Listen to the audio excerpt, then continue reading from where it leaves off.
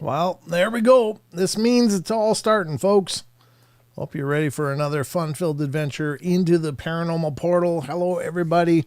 Good to see you guys. I'm seeing all kinds of friendly faces and a couple new faces popping in. That's really cool. Good to see you. Ivy Ramirez popped in. She was the first one in the door tonight. So welcome, Ivy. Good to see you. I'm here, of course. Mickey G is here. T-Bone's in the house. Grateful Owl is in here. Great to see you, Grateful Owl. Thanks for coming in, T-Bone. Good to see you as well. Diana Taylor, Mar. Good to see you as well. Kitty Caddywhack popped in, as did SoCal Squatcher, Southern Belle Bigfoots, Deborah Neighbors, and let's see, Rachel Gets It Right is here. John Stevenson is here. Let's see. Lots of chatting going on. That's cool. Good to see you guys. As always, it warms my heart in a really great, special way. A really special way. I see Kat Doherty's here. Good to see you, Kat. Thanks for coming in. And I'm just going through. Josh Casto's in the house. Good to see you, Josh. Thanks for coming in as well. And is there anyone else? I see Dog Digger popped in over on the Rumble. Good to see you, Dog. Thanks for coming in. And yeah, that looks like we're caught up, at least with who's through the door so far in the first few minutes of the show. So it always happens that way. Aussie Tip Rat popped in. Sorry, I had to start that one over. I ran out of air. How do you do that? How do you just forget to inhale? It's all one big 2-hour exhale for me here on the portal. After I'm done, I just sit here and go... Suck in air. Bass Girl 42 is here. Hello from New Zealand. Wow. I think NZ is New Zealand, right? Are you the person that emailed me? Bass Girl, if that's you, wonderful. Thank you for the email. And I hope if it is you that you use the calendar thing and figure it out. But if not, it's nice to meet you. Thanks for coming in. Either way, I mean, it's always nice to meet new people that are tuning in and checking out the shows. That's always a special, warm feeling in my heart. And looks like Dog's the only one over on Rumble. Oh, Justin Good Earth just popped up over on the Rumble. So we got that going. Remember, folks, we are streaming on Facebook Live, X, YouTube, Rumble, and let's see, Twitch. I guess that's 5 Twitch. Hello to all of you wherever you're watching from. If you don't mind, say hello from whatever platform you're watching from. It's kind of nice when you guys do that because that lets me know all these platforms are working. I literally can't monitor all the streams on each platform. I just can't do it. I'm just hoping that the streaming software is working. So if you get a chance and you happen to be on one of the other platforms, just say hello. So I see a message coming in. I'll see messages come in from Twitch, YouTube, Facebook Live, and X, Twitter. Those will all come up. Rumble, I have a separate chat for, but that's open as well, and I can see that that's working because we got a couple people over there so far, and there may be more. It's just that's who's talking. So good to see you all. Sheldon is going to be along as soon as he can be, of course.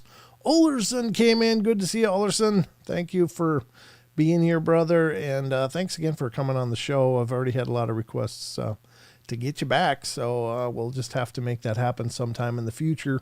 Let me know when you're available, and I figure maybe we'll get together next month or sometime on a live show and do it all over again. Hello, Christy Sci-Fi. Good to see you. Wonderful to see Christy. I've known Christy for years and years here in the interwebs, so it's awesome you guys are coming in. But yeah, it's great to see you all. As always, it's Friday night. Happy weekend, first and foremost. I know that you guys have worked your way towards the weekend, and you made it. You're here. And so I hope you have a wonderful weekend planned ahead. But thank you so much for at least spending part of your weekends with me. That is always an incredible thing. So John Temperance in here. Good to see you, John. I think that's the Johns, right? The Johns are represented now. Good. So, let me think. Is there anything else I was going to say and wanted to say? Just for those of you that might be interested, I don't know. Again, I feel incredibly, I don't know how to say this, but it's always, as a person that has a show, of course, I do what I can, but I have a lot more visions for what the show will become or can become or might become if we can make it happen. But unfortunately, there's a lot of monetary walls in the way of just making them all happen at once. So I am starting a Patreon. I've almost got that all done, setting that up and getting it all configured and stuff. So, if you feel so inclined and you're able to do that, wonderful.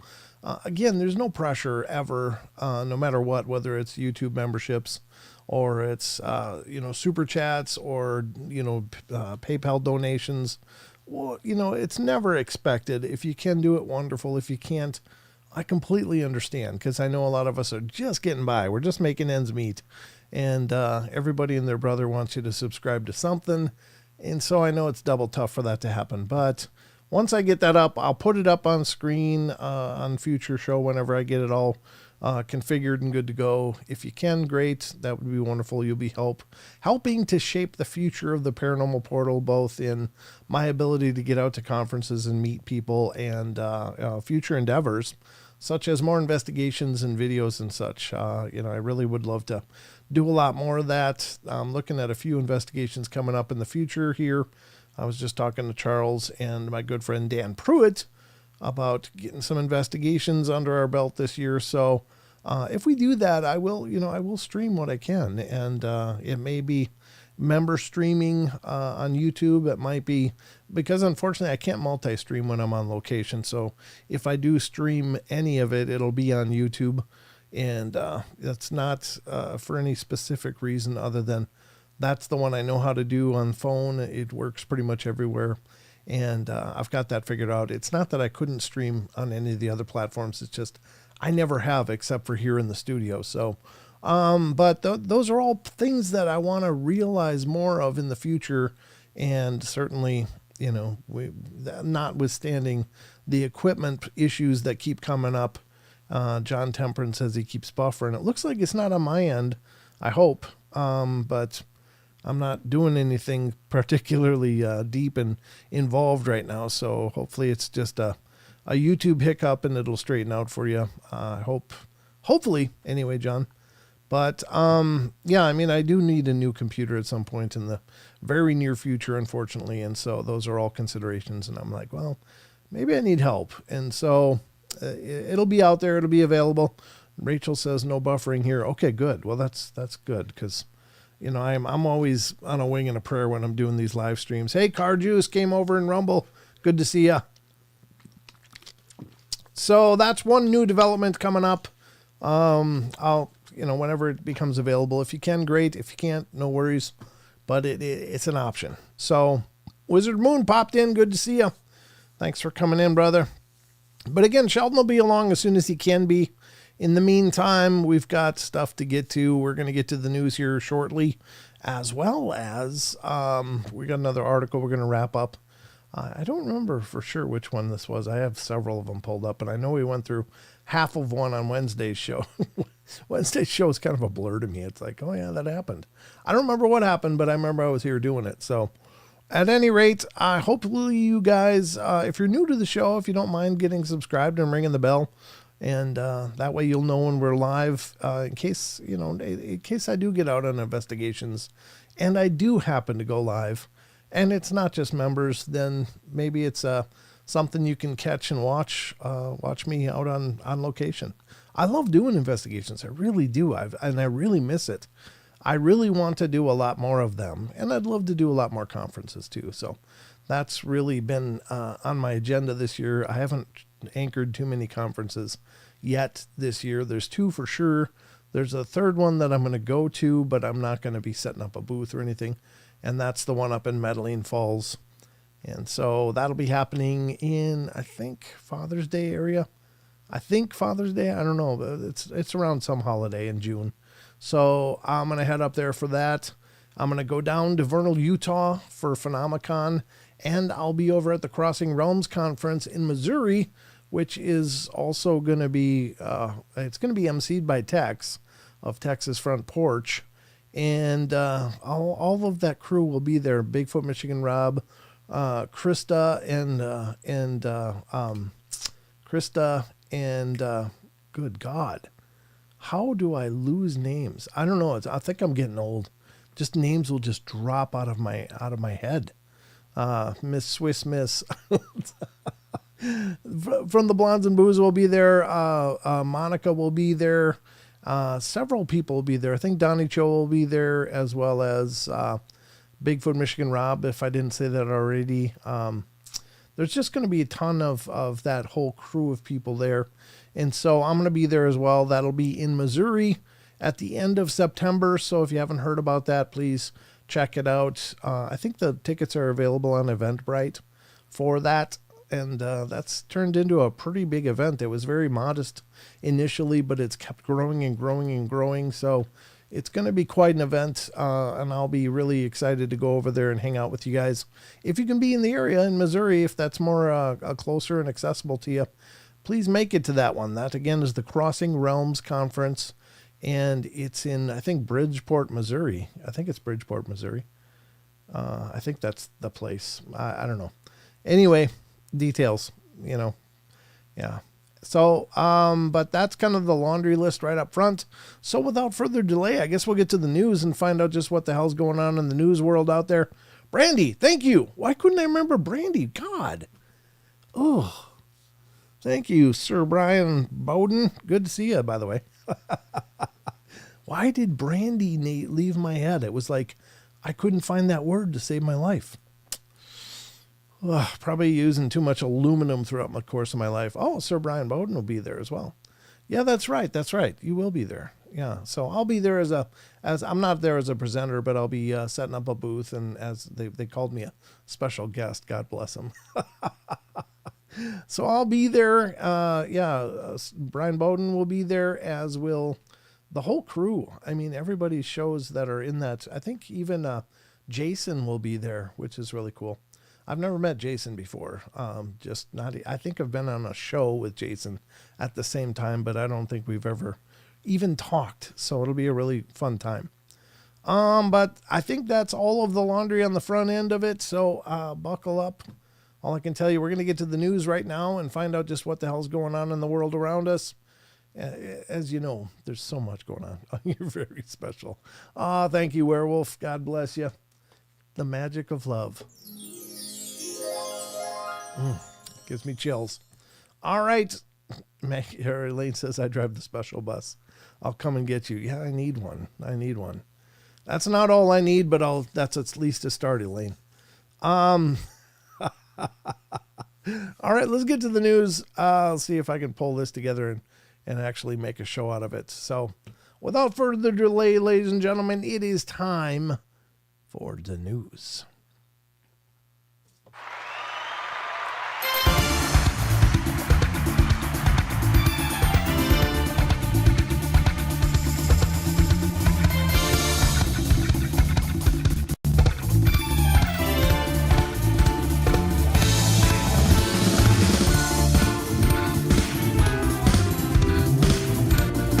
John Stevenson says it's the only news he trusts. God bless you, John. All right, ladies and gentlemen, welcome to the Paranormal Portal News Desk.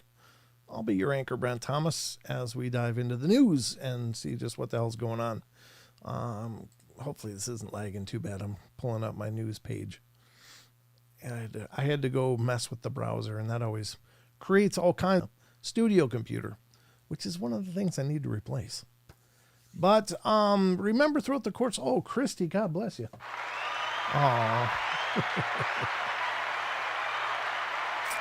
I appreciate you, Christy. Thank you so much. That really means the world. Thank you. Throughout the course of the show, we utilize a lot of different sites. Again, please, folks, visit these sites. Give them your love and your support. These are incredibly well done sites, and the least we can do is try to get them some more traffic because they are so incredibly well done. They are constant.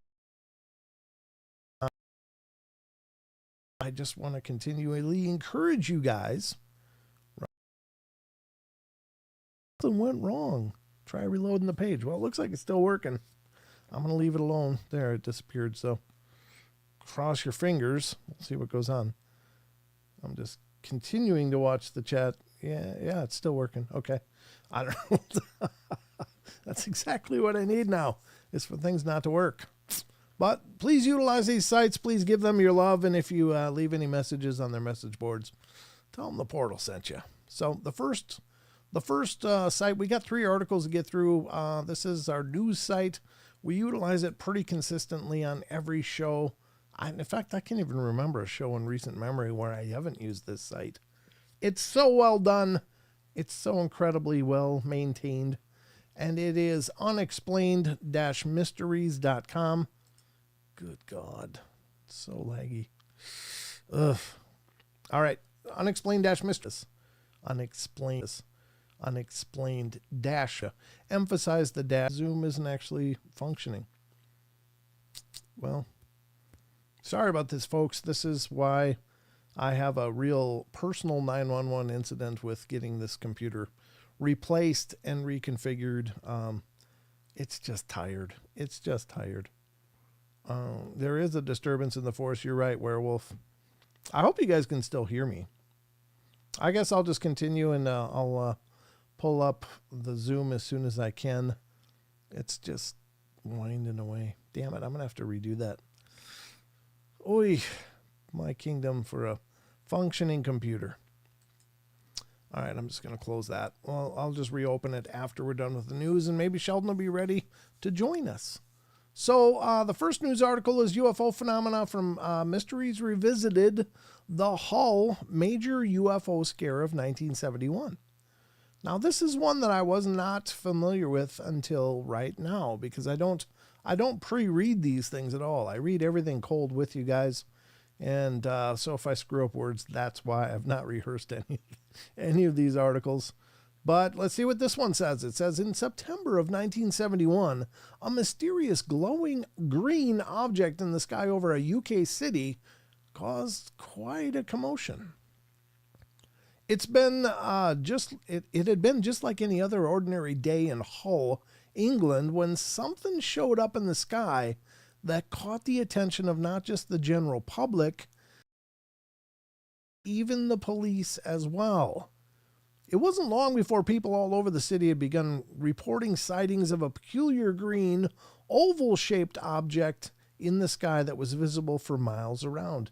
Thank you, Linda. Linda just donated a membership. God bless you. And Kat Doherty was the recipient of that. So congratulations, Kat, and thank you, Linda, for making that possible. Really appreciate it. Continuing on the article, one man claimed the object had been following him home on the bus. I could see this thing. It was green and round, following the bus, he recalled, and every time the bus stopped to pick up passengers, the object stopped as well. People on Bransholm and Round Noodle Hill Way were all standing and looking at it. Soon the local police had received multiple reports, not only from concerned members of the public, but also from the Coast Guard and nearby RAF Manby Air Base. Air crews had reportedly observed the object moving slowly out to sea before eventually disappearing. And this might all sound like a compelling mass UFO sighting, but as it turned out, there happened to be a conventional explanation for the phenomena. The answer, which came courtesy of a helicopter crew who'd been out on a practice flight when they spotted the object and decided to fly closer to investigate what was the UFO, was in fact a natural phenomenon which occurs from time to time. It was created by a reflection of the moon on layers of dust contained in mist patches. What? They said it was created by a reflection of the moon on layers of dust contained in mist patches. Oh, come on. What kind of science fiction explanation is that? Might as well have dilithium crystals pumping away in there while you're at it. It was created by a reflection of the moon on layers of dust contained in mist patches. Sure. All those things, sure. The incident goes to show how easily something mundane can be mistaken for something extraordinary. Today's news is brought to you by the word disinformation, folks. And that sounds like a heaping helping of some disinformation there. That's like the gas of Venus, the lights of Venus reflecting on the gases of Uranus. Whatever. The lights of Uranus reflecting off of Venus and hitting swamp gas or something. I don't know. It's just all this silly crap that they throw out. It's like, yeah, I mean, what are the odds that people would just not be able to recognize the moon because it was being reflected on layers of dust contained in mist patches? That is the dumbest thing I've ever heard. Yeah, what a stretch, right, Annie? Yeah, sounds like hooey to me. Elaine says, yeah, it does to me too. In fact, that's the kind of stupid that has just made such a mockery of the UFO phenomena. It's like, really? You don't think people could possibly have discerned that? No, it's just, what the hell? I don't even know what to say. I'm so disgusted by that response that I just don't know what to say. Suffice it to say, I don't think that's what it was. I think it was more than likely a UFO. And this was right along with Project Blue Book with their amazing unexplanations. I don't know what you call it. But it's just disinformation is really what it is. So, I don't know. And for anybody wanting to look like apparently Bruce Willis, I don't know what the hell this is. But if you go to eBay, you can complete your collection of whatever the hell this is. Gotta love these ads. It's from the Google ad choices. So anyway, that's the first article tonight. Yeah, that's a disappointing one. I mean, I don't mind that. Sure, sometimes there really is very terrestrial explanations for this. Not everything's a UFO, but don't play people like complete bricks. Oh, Nathan Nate coming in with the gift. God bless you. Happy Friday to you. Appreciate it, brother. So that's the explanation for the first one. I don't know. I'm actually not. I don't like that explanation at all. I do not like that. I don't know if that's going to work now or no. Ooh, another membership from Lenda. Thank you, Lenda. And it looks like Ristel received a membership. Gift level Portal Peeps. God bless you. Thank you, Lenda, for doing that once again. A flash of light reflection from Bruce's head. Yeah, maybe. Could be. I don't know. This is not working either. Yeah, great. More stuff not working. This is a banner night. Let's see if I can get back up to where the hell I'm supposed to be. Keep going, keep going. Nope. Where the hell is it? News screen. I guess that'll work. That'll work. Okay. Yeah, there we have it. That's the first article tonight. I'm doing manual work here, folks. Manual scene selections, so we got that going for us. Let's close that article. We're going to get to another one here from unexplained-mysteries.com. And if Sheldon comes in, just let him know. I'll be restarting Zoom as soon as I can. Can't do it yet, but here we go. This is number 2 from Creatures, Myths, and Legends of unexplained-mysteries.com. And this one, hopefully it's good. No, that button's not going to work. I can tell. The label's not even on. Here we go. Bringing it up manually again. Here we go. Man recalls being followed by Bigfoot-like creature in Pennsylvania. Well, we seem to have a theme going on here tonight. Last article was being followed by a UFO, the guy on the bus, which was just the light of the moon reflecting on dust in mist patches. That's so dumb. I don't even know what to say. Gruesome Twosome, how you doing? Thanks for coming in, being a part of our journey here tonight. I still think it was a bear. Everything's a bear, Elaine, of course. All right, so let's see what this one is. A raccoon hunter got more than he bargained for when he ventured into a remote woodland last month. The terrifying incident, which was later reported to the Bigfoot Field Researchers Organization, took place over multiple days beginning in February 1st when he had traveled to the west end of Gamelands 333 in Pennsylvania's Center County to hunt for raccoons. According to the man's story, on occasion, he had parked his truck at the head of Spring Creek Canyon Trail and hiked into the woods so that he could set up his equipment. Things took a rather unusual turn, however, when he became overwhelmed with the uneasy feeling of being watched and could hear strange sounds coming from the direction of the creek nearby. Upon packing up with the intention of returning to his vehicle, he shone his light in the direction of the creek and caught sight of a strange, humanoid-shaped silhouette which disappeared after a brief moment. That doesn't sound good. He didn't think much of it at the time, but things would get a lot worse on the next trip. Curious Potato popped in. Good to see you. I thought there were only vampires in Pennsylvania. No, there's Bigfoot too. Apparently. Actually, honestly, one of the classic white Bigfoot sightings is famous for coming from Pennsylvania. So that's pretty interesting. On February 19th, he returned again, only this time he quickly found himself being followed by someone or something that was shadowing his movements. Classic Bigfoot, shadowing people. Yeah. At one point while walking along the trail, he heard a loud knock against a tree nearby, followed by the sound of something slowly but surely moving through the foliage next to him as he walked along. Then, after scanning the immediate vicinity with his spotlight, his beam caught the face of a large creature. Oof.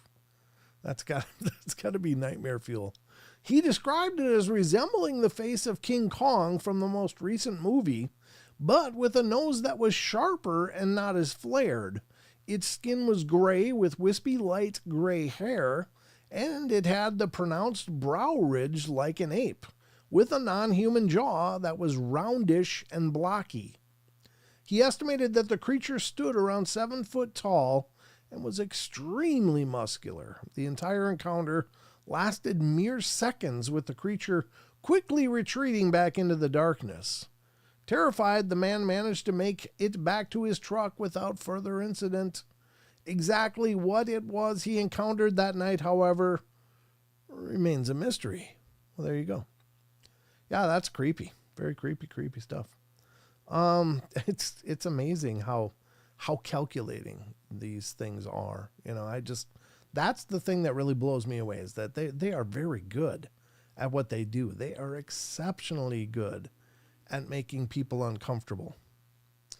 John Temperance says everybody's being followed in the wood. They just probably don't realize it. Good point. Mike Cool popped in. Good to see you, Mike. Thanks for coming in. And Riley Ron Ivy Forrest is here. Good to see you, Riley Ron. Thanks for coming in. Ling Kong. Oh, King Kong versus Godzilla is a cool movie. It is, yeah. I like that one. I liked it a lot. I love all the Godzilla movies. In fact, of all the monster movies, Godzilla was always my favorite, even when I was a wee lad. Even when I was a little man. Nope, that's still not working. I tried the screen. Did not work. Here we go. That's just me. There we go. I have to do it manually with the mouse. I did want to thank Linda again. I see she's at it again. She gave another membership, right? Did I see that right? Trying to scroll up. Here we go. Gifted 1 membership. Thank you, Linda. And this time, the recipient of the free membership was to Gary Reed. So congratulations, Gary. And once again, thank you, Linda. That's very, very kind of you. I appreciate you swelling the ranks of the membership here on YouTube. That just sounded inappropriate as hell. I didn't mean it that way. Honestly, I didn't. It was an innocent statement, but it came out sounding horrible. But it is very sweet of you. Thank you for doing that. Little people are the most terrifying thing you can come face to face with. Yeah. Especially if they're a pukwudgie. I mean, some of the little people look like, kind of like the garden gnome statues. Many of them resemble that. So it'd be like, oh, look at the little cute old man, until they whip out a little axe or something and start chasing you. Then it's a whole different game. They don't most of them don't seem to like us much. Just saying. They just would be just as fine without us around, apparently. I don't know what our forebearers did, but I imagine it went something like, hey, what's that? I don't know, let's shoot it. And that probably created all kinds of good tidings for us.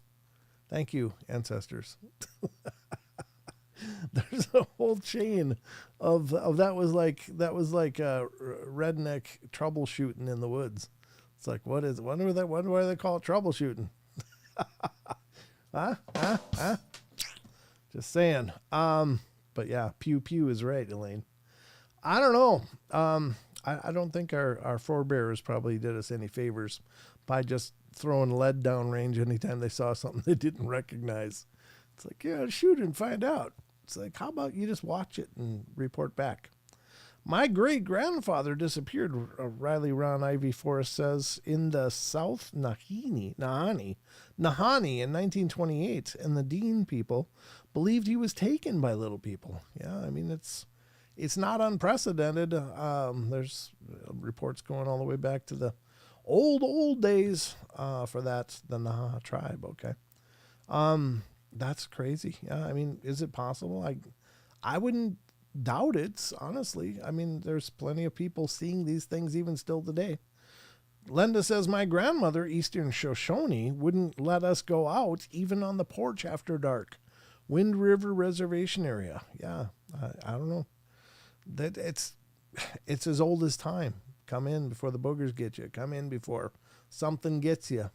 I mean, our ancestors, I think it was probably a double-edged sword in a sense, that it just helped keep the kids behaving, because, you don't want kids running wild. But at the same time, I have to believe that those cautionary tales were based on something. They didn't just invent it. Maybe they did, but I don't know. People are seeing strange things in the woods all over, the wild places. This is not a new phenomenon, not here in America, not around the world.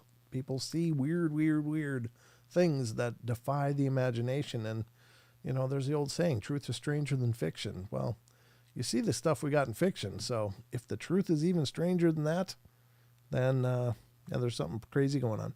Yeah, I know, Sheldon, I got to relaunch Zoom. Just let me get through one more article and I'll relaunch that. I got one more article to go in the news. Zoom crashed on me, so I got to get me a new pewter a lot sooner than I'd like to, but I don't have a choice. Things are just not working well. Just not working well here on the portal. All right, here we go. The last article of the night, ladies and gentlemen. This is coming from unexplained-mysteries.com. This is from the Science and Technology. Now, I know a lot of people are, hey, Barry, good to see you. Barry's over there on Facebook. The Seneca tribe has stories of little people living inside Dead Witch Hill in western New York. Yeah, for sure. In fact, the entire East Coast has lots of histories of little people. And, of course, the West as well. There's all kinds of little people. Even mummified little people have been discovered and buried by our normal sciences. But, buried in figuratively speaking. Like, oh, no, there's nothing to see here. Put that in the basement quick before somebody sees it. We'll get to you just in a sec, Sheldon. Just hang in there, buddy. I've just had some technical issues. I'll get to it as soon as we're done with the news. And this is the last article. So this is coming from Science and Technology, folks. Many of you may know that there are active efforts to revive woolly mammoths and the Tasmanian tiger and other extinct species like the dodo and stuff. There's lots of endeavors and efforts to revive those species. And I don't know if we'll end up with an actual historical representation or if we're going to end up with something like Jurassic Park version of these things. It looks like it. It's about the same thing, but it's not really. It's some kind of Franken-science. It's anybody's guess. But this is a step forward in the direction for the woolly mammoth. It's much more manageable, though. And this is from unexplained-mysteries.com. Again, this is Science and Technology. Woolly mammoth de-extinction scientists have created woolly mice. Woolly mice, folks.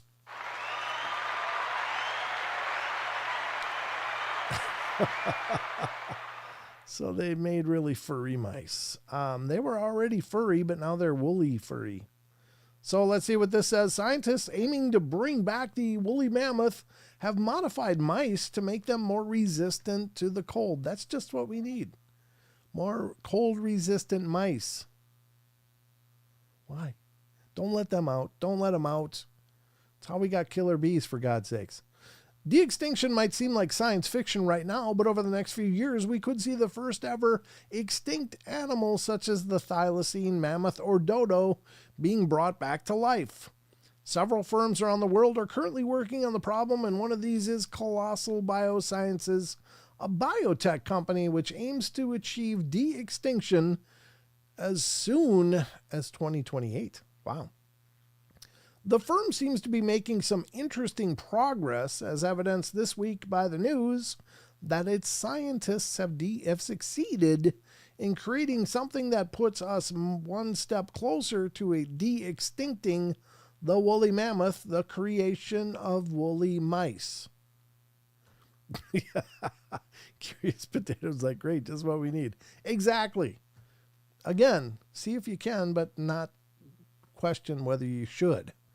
The reason for doing this is to validate methods of comparing the genomes of mammoths with today's elephants and finding a way to genome edit the cells of the latter.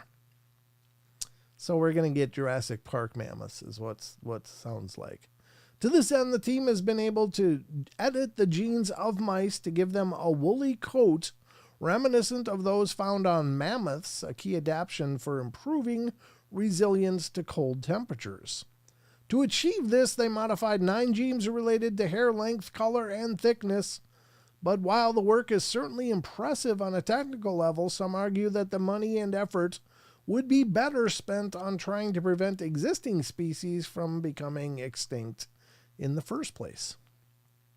There's also the problem that doing something like this in elephants will be much more difficult. Engineering a mammoth-like elephant represents a far greater challenge. The actual number of genes likely to be involved is far higher. The genes are less well understood and still need to be identified, said Dr. Tori Harridge of the University of Sheffield. And the surrogate will be an animal that is not normally experimented upon. Yeah, we don't do a lot with, oh, look at that cute bunny. We don't do a lot with mammoths or elephants currently in terms of gene editing, but God only knows. I mean, again, I think, they've got baby mammoths they found in ice, and, they've recovered the bodies. They must have the full genome of those things. Why don't they just do it that way rather than gene editing an existing species? I know that today's elephants are probably in some manner or another, they are probably descendants of mammoths. But still, if you got the full genome, just do the full genome thing. I don't know. I thought that they did, but maybe they don't have as much as I thought they did. I don't know. I thought when they found that frozen mammoth baby that we were on our way, but apparently not, is all I can say. So little hamsters. They do look like little hamsters. Look at those things. Woolly mice, folks. They make great toe warmers. It's like, what do you do? It's like a coin purse with a head on it.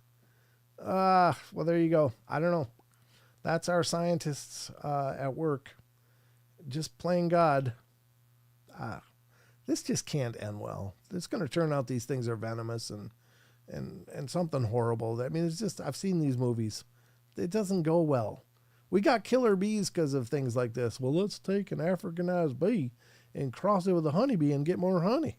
It's like, yeah, let's not do that. Now we got a really aggressive, pissed off bee. But there you have it. That's news to me. Maybe it's news to you. Maybe you didn't know about that before today. And if so, you're welcome. You are welcome. I don't know. I don't know what to tell you, but what I can tell you is that's going to wrap it up for the news. I'm going to try these buttons and see if they work. Maybe they'll work. Once I close this article, that should lighten the load a little bit, and we'll see just what the hell's going on. A holy mammoth hunting and processing site for meat.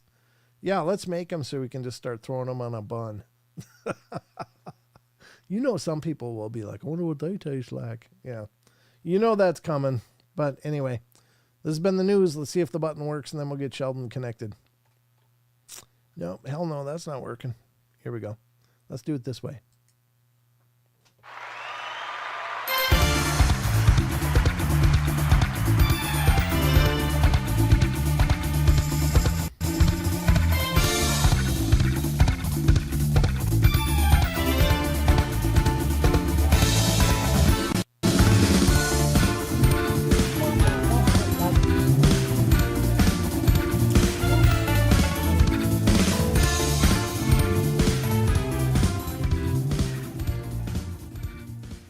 All right, folks, that was the news. Let me bring myself back up here, at least for now. There I am, and hopefully we'll be able to get Sheldon into the mix again here as soon as possible. As soon as possible. That did not work. Come on. Let's go here. There we go. All right, that's working. Is this working? No, there's no titles on here. God bless you. All right, let's see. We're just going to have to wait and see what happens here. Looks like some titles are up, some are not. I don't know. We might be manually shifting throughout the whole show, which is going to suck balls in a big way, but we'll do the best we can. I'm going to try to launch Zoom again and see if we can get Sheldon Thomas back in the seat here on the show. But let me close this as well. Let's get that closed. Let's do this. All right, I'm launching Zoom, launching a new meeting. Sheldon, stand by. I'll email you the new link as soon as that comes up. I'm waiting as it's churning away. Okay, there it is. Let's do this. Copy the link. Going over here, and I'm going to send it. Here. It's loading to Sheldon. Reply. Okay, just sent you a new one. All right, I just sent it now, Sheldon. God willing, this will work. Looks like it's sent, so that's good. Okay. All right, it is on the way, my boy. Hopefully that works for you. And we'll get you here on the show live with me, if possible. Dubmass? Okay. I almost read that wrong, completely wrong. I almost read that absolutely wrong. I did correct it before I actually verbalized it, though. 10,000 year freezer burn. Yeah, Taco. There you go. Taco, it's good to see you. Glad you found your way back here to the portal. Larry and Shirley Bell, hello to you. Good to see you as well. Carol Peck is here. Good to see you, Carol. Thanks for coming in. Yeah, I almost read Dubmass wrong. I bet you that was a little intentional, though, wasn't it? Yes. You think so, Sheldon? Yeah. Yes. I'm just saying, fortitude, mammoths unfreeze and let the bag of death loose. It's probably coming. It's probably coming, folks. I don't know. People are playing God. Well, sometimes God of what, though? That's what you find out later. Sheldon, how you doing, brother? Doing as well as I can here on a wonderful Friday night. It is a wonderful Friday. Glad you're here. Thanks for coming in and being a part of it. Of course. Yeah, we're supposed to get some thunderstorms tonight. It's going to be there's going to be awesome. There's some big ones rolling through by the looks of it. Yeah, some supposed to be some tornadoes in the south of us, apparently in Illinois and some other state. I can't remember, but yeah. Some other state? Some other state, Yes. Let's see if this is working. There you are. There I am. There we are. Okay. Yeah, my buttons are not going to be working tonight. So I'm going to have to be shifting manually here. It's going to really suck. Oh, no. But wow, it's me. Just me on the screen. Okay, there we go. Yeah, I just got to wait for it to catch up, dude. I mean, it's, I didn't change hamsters before the beginning of the show on my computer, so that one is still just running its little ass off on the wheel in there. Gotta upgrade to the woolly mouse. I know if I had woolly mammoth hamsters, I'd be probably better. Yeah. I love me some Sasquatch Chronicles and other things. Well, good. I'm glad. I hope this is other things. Jason totally name dropped Sasquatch Chronicles, but left us out. Jason, you're grounded. Oh, wow. Just left in the dark. T-Bone rolling in with 5 memberships. God bless you. Wow. Thank you, T-Bone. Thank you. All right, 5 memberships courtesy of Mr. T-Bone in the chat. Carol Pack got one. Blondes and Booze Paranormal Podcast got one. Krista, you're a member now. You have to remain a member now. It's the rules. Midi A got one. Nathan from the Quantum Show. Oh, that's cool. How you doing, Nathan? Thanks for coming in. I like it when people come check out the shows. That feels good. Yeah. Yeah. Sugar Britches is here. Good to see you. Wonderful. Sugar Britches, I haven't seen you forever, but welcome back. Wow. That's a name from a blast from the past, as it were. Wonderful. Good to see you all. Thank you. That's one of the things I love about the gifting memberships, not only because it's really cool and it allows people to become members, but also because it gives us a chance to see sometimes the people that aren't chatting, but they're out there listening. So that's a good part. Yeah. Yeah. It is. Yep, it is. So we got a lot more to get to tonight, folks. Just let my chat catch up here. Thank you. I'm loyal too. Well, good. Thank you, Brent. I'll always find my way here, always. Well, good, Taco, because we missed you, brother. We have missed you, but it's good to have you back in the house. Hi, Talowitch. Good to see you. Thanks for coming in. Wow. Yeah, it's a wonderful night. Got us a busy house here in the portal. But we have a lot of busy to get to. I'm going to get the next article prepped here. I just love that name, Dubmass. Dubmass. Yeah, Dubmass is awesome. Yeah. Welcome back, Dubmass. What do you mean, welcome back? Did he leave? No. They were in here a long time ago. Oh, really? Different name? I do remember. No, it's the same name. Really? The name. Oh. Yep. Well, welcome back then. Sorry. I'm usually reading stuff, so I don't get a lot of chance to watch the chat, but it's always fun to see the names pop up. Forbes McAllister is in here. Good to see you.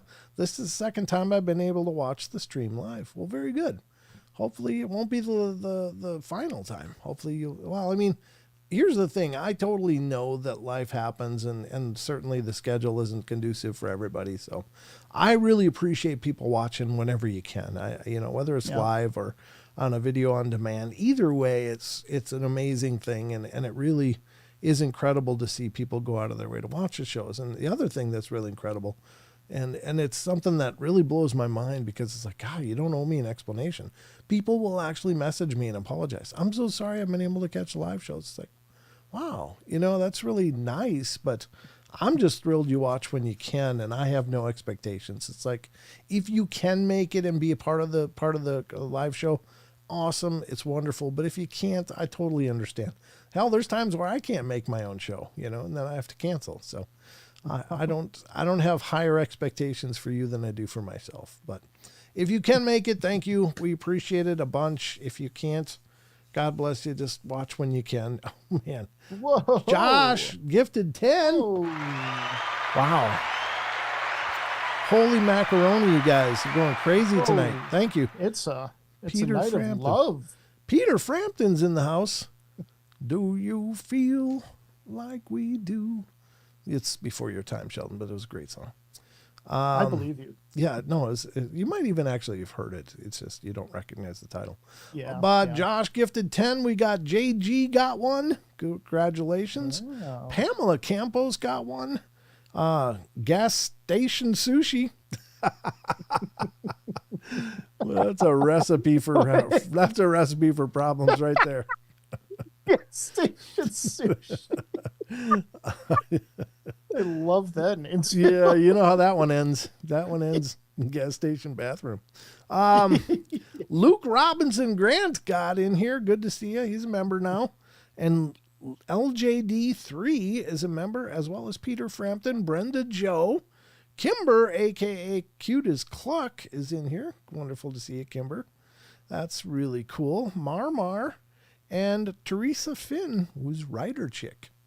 Awesome, you guys. Thank you for being here and being part of the show. You're now members. That means you have a responsibility. Welcome. To show up as much as you can, I guess. Yep, you're stuck here now. You got to stay here the whole month now. You got 30 days of Paranormal Portal membership fun. That's right. I just need 30 days of Paranormal Portal membership material. I did release a video podcast and released it to the members first. It'll open up to all of the viewers eventually in a few days. But I'm going to start, when I do the video podcast episodes, I'm going to release them for the members so that you guys can see them. Those of you who are members, it's just something that I can throw at you, at least for now. But I will be doing member streams again as the memberships keep climbing. It's like, well, it's incumbent upon me to make it worth your while. And I realize I haven't been able to do much. Hopefully I've been really working hard all week and I'm starting to catch up on some things. So I'll start steering towards more side content for you guys that are going out of your way to be members. So thank you. That's a good idea. And for those of you that get gifted, if you like it, then maybe you want to stick around. And God, that would be the best case scenario for all of us. Yeah. Daddy needs a new PC. Quid pro quo. Well, I guess so. I gotta deliver some value for those people, but it's very, very cool. I just think that's great. My glasses were off, so I said Hidden Terror Street, was wondering if my neighbors were face fuchsia wide eyes. Is that the emoji? Face fuchsia. It's an emoji. Yeah. I like this chat. It just spells out the emojis too. So I'm like, I don't get it. No, I do. I just have to translate mentally what I got here. So, but we're going to get to an article now, and it is coming from Thought Catalog. If I can find the right one here. That's not the right one. Is it this one? Yeah, no, it's not that one either. Is it this one? Okay. 15 people. Oh yeah, this was the sleep paralysis demon. So this is a Thought Catalog article. It's by Chrissy Stockton. Yeah, it is Chrissy Stockton, and it's from 2014. But it's still an incredibly cool article. And these are people that have had experiences with the sleep paralysis demon. And we read the first 5 on on Wednesday's show. Now, here is the thing. I'm not meaning to imply that there isn't clinical sleep paralysis, but I do think that there is a supernatural version of it. I dealt with it for a couple years myself, and it felt very, very much being done to me, not just a neurochemical synchronicity or synchronization problem with my body. Like there is a medical version where your brain releases a chemical during your sleep state so that when you're dreaming of running, you don't actually run and go out a window or something like that. It disconnects the brain from the body. And so what happens in the clinical version is that the brain chemical release isn't quite synced to when you're actually waking up. And so it's still in your bloodstream working its way through. People wake up and become conscious and they can't move. And it's just a weird hiccup thing. I don't know if there's some form of medical treatments for that or what, but I know that it is very much a medical condition. Now, I do believe that there are other supernatural causes for things that mirror that kind of phenomena. It doesn't mean that the medical sleep paralysis is supernatural, and it doesn't mean that the supernatural paralysis is medical. I think that the paralysis issue comes up in alien abduction stories. People can't move. It comes up in shadow people, Hat Man encounters. It comes up in lots of spiritual encounters. The old hag syndrome, which is one of the most classic examples of the sleep paralysis experience that sounds like it's supernatural. And people oftentimes wake up and see this decrepit old hag face inches from their own face, with its mouth open like it's sucking in your life force or something really creepy. And so I do believe there's merit to that. Brent, is it like when you're drunk and can't move? Well, I don't know. Probably You drink? I've never that. drank. Only if I'm unconscious could I not move when I was drunk. And at that point, it was there wasn't. I wasn't aware I was sleep paralysis in that case. But if you're drinking so much that you can't move, you should probably cut down. I'm just going to say, that's a lot. My body no longer works. All right, so we're going to get to this article again. This is from thoughtcatalog.com. Excellent location for some great articles, folks, if you're looking for paranormal content and material and discussion points. Thought Catalog is always incredible, not only for the supernatural stuff either. They've got all kinds of various articles from pretty much anything you're interested in. So check out thoughtcatalog.com for more information. I really like Christine Stockton's articles because she does a lot about these, the weird supernaturally kind of things. So, yeah, that button's not going to work. I got to do it manually. Hold on. Let's see. Where's the 3-panel? There it is. This should be it. Okay, perfect. That did work. We're all on screen, Sheldon. Awesome. Like one big happy family. That's right. All right, this one is titled Many Horrible Things. Now, I should also mention this is a Reddit scrape article, and these are they put them out in threads on Reddit and wait for people to comment. Do I know that these are really 100% true stories? No. They are represented as true stories, though, and I give you my word on throughout the course of the show, I will never present anything that is clearly made up or hoaxy or fake. I won't do it. I'm doing this because I'm very interested in the phenomena and I want to understand it because I've had a lot of experiences of my own. And I know many of you guys are in the same situation. You want to understand what the hell's going on. And we can't move the needle forward if we're putting out all kinds of like Twilight fan fiction stuff. That's never going to happen here on the show. So at least know that everything I present to you was presented as real. And it's not that I believe everything that I'm reading on these things, but I think some of the accounts are probably very much true. I think some of them are a little fabricated, but I don't also pretend to be arbiter of the truth either. So use your own judgment as you're hearing these stories, but this is number 6, Many Horrible Things. Before I learned to cope with it, I've seen quite a few awful things. Horror films don't really do anything for me anymore because I've already seen the most terrifying things I already could. Here's a few things I remember off the top of my head. A little girl in the corner of my room staring at me. Then, without notice, she shrieks and runs up and starts choking me. Ooh. Jeez. That's not at all creepy. Next one, a large dark figure, kind of a human silhouette, emerging from the foot of my bed and staring down at me. So that sounds like maybe a shadow person or that type of encounter. Mm-hmm. Yeah. Something banging and scraping on my bedroom door. I keep it locked at night because I've had ones where it opens by itself. And here's an edit. No, the door isn't open when I wake up. It only opens in the dream. The next one, my bedroom door opening by itself, followed by dark figures coming into my room. Yikes, that's creepy. The earliest one I can remember is with my mother in the room, and she's sitting on my bed. Her face morphs into a demon-like thing. Many others.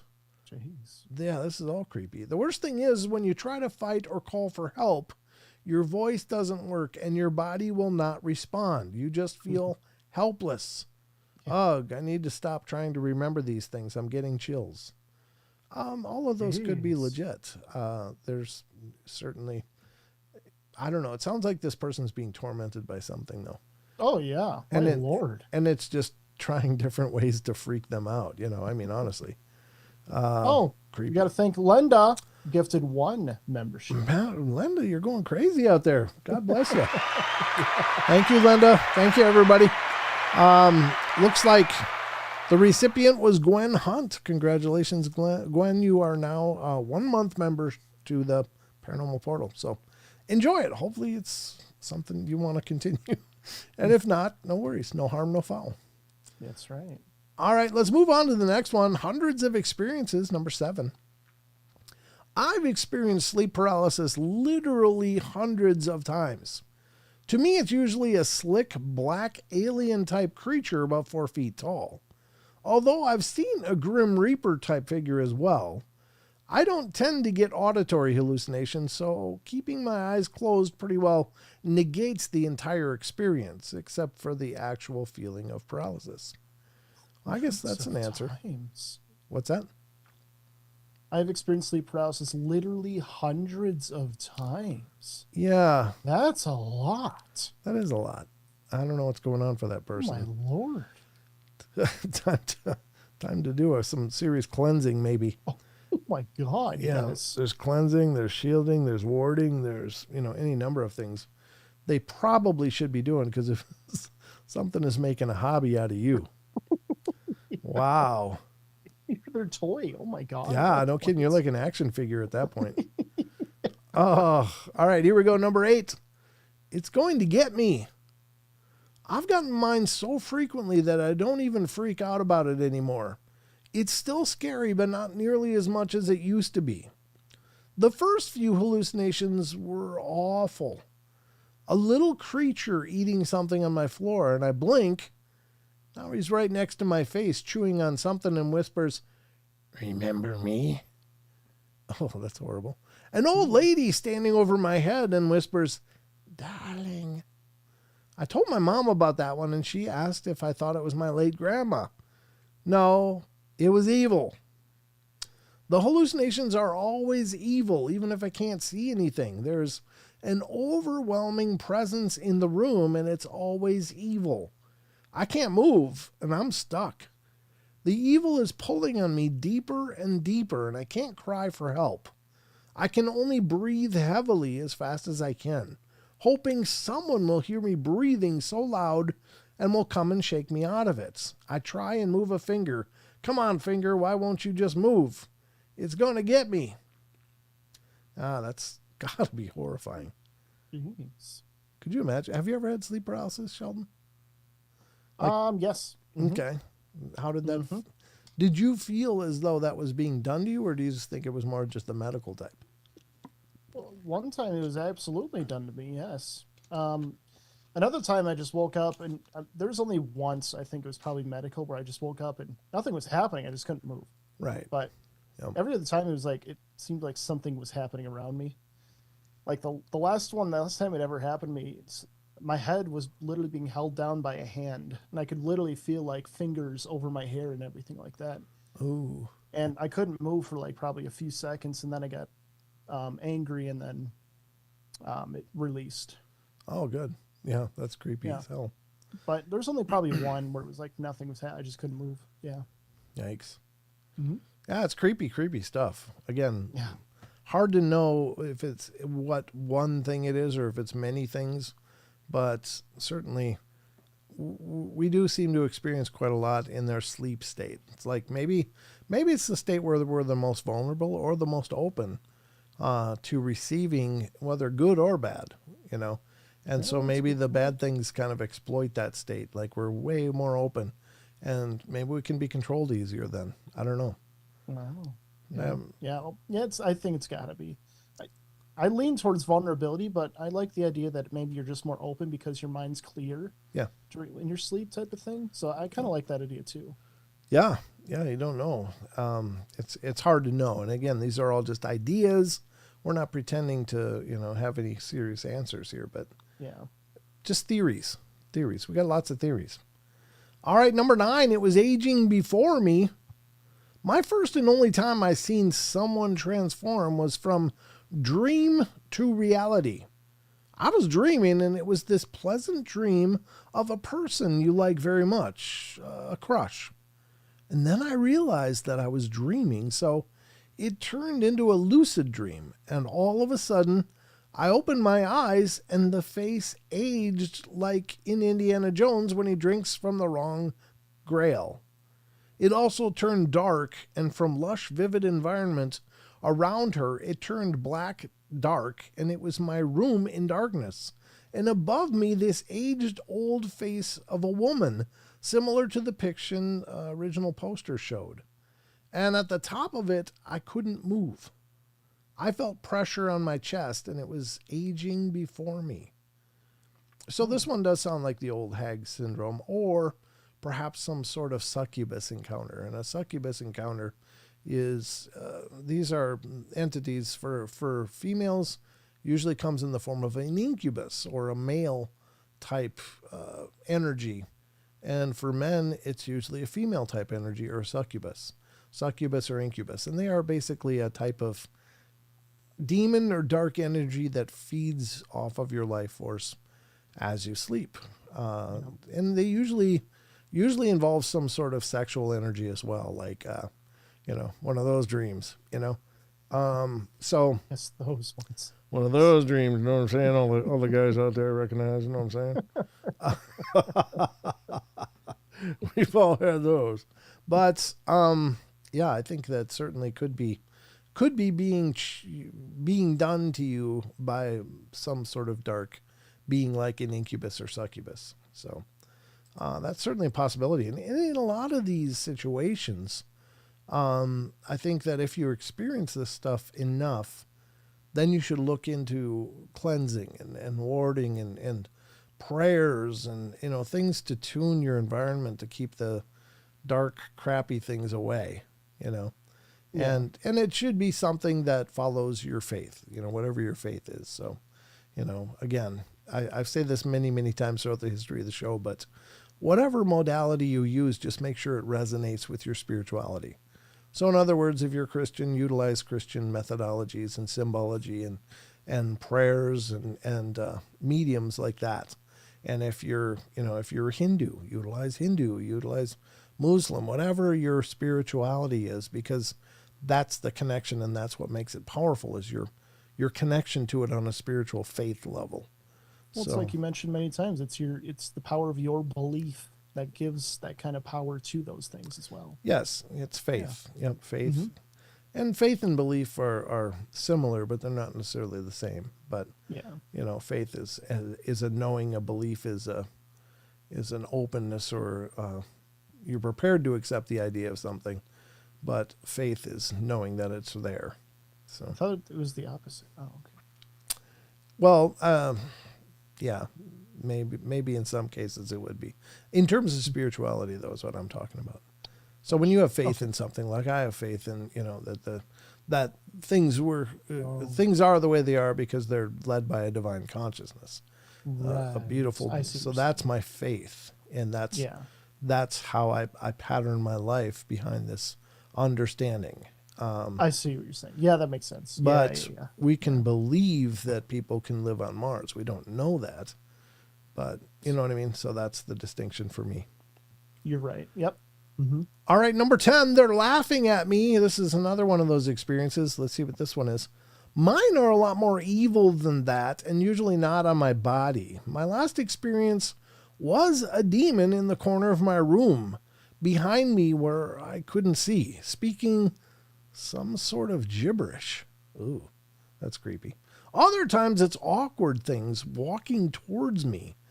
Totally Jacob's Ladder style, as in they move toward almost hyperspeed, but very slowly, and their legs don't match their movements. A lot of the time, if it isn't a demon, it's someone I know, but they're possessed, often laughing at me. Well, what do you mean? Like, you got a lot of friends that are possessed? Or does it look like a friend, but it's not really your friend? In which case, That's what I was getting from it. yeah, I don't know what they're saying. Because, I mean, if your friend is literally in the corner of your room while you're sleeping and you don't know they're there, that's not a good friend. That's not good. Gotta cut that one off. Yeah, you might want to just, that's enough of that person. That's where I'm at with it. How are we doing for time? Okay, I think maybe we'll stop there and I'll do the last 5 tomorrow night on tomorrow's show.